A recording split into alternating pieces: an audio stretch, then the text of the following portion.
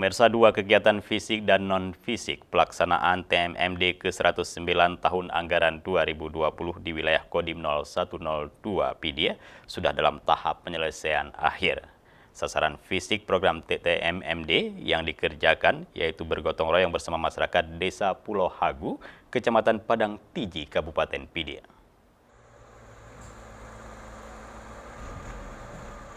Dan Dim 0102 PD Letkol ARH Tengku Soni Sonata dan Satgas TMMD ke-109 menyampaikan untuk peningkatan pelebaran badan jalan 8 km dan lebar 5 km sudah mencapai di atas 50%. Kemudian pekerjaan pemasangan 8 unit gorong-gorong sudah dimobilisasi, bahkan 2 unit gorong-gorong tersebut mencapai 80% pengerjaan.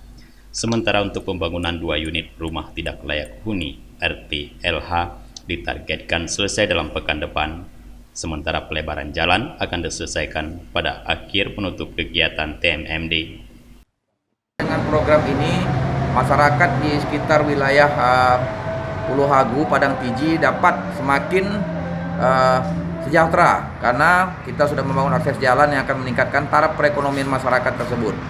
Kemudian di mana akses jalan tersebut nanti akan berdekatan juga dengan jalan yang menuju tol dari Padang Tiji menuju ke Mala, sehingga harapannya akan semakin membuat akses-akses yang semakin dekat agar masyarakat memudahkan pengiriman logistiknya.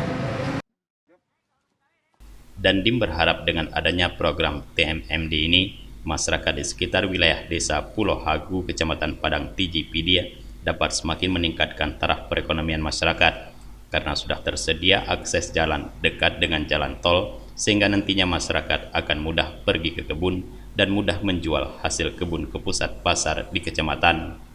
Dan Dim juga menghimbau masyarakat dalam membuka lahan tidak melakukan cara pembakaran hutan, sebab karena dapat berisiko terjadinya kebakaran dan dapat merusak ekosistem lingkungan yang masih alami di Kabupaten Pidi.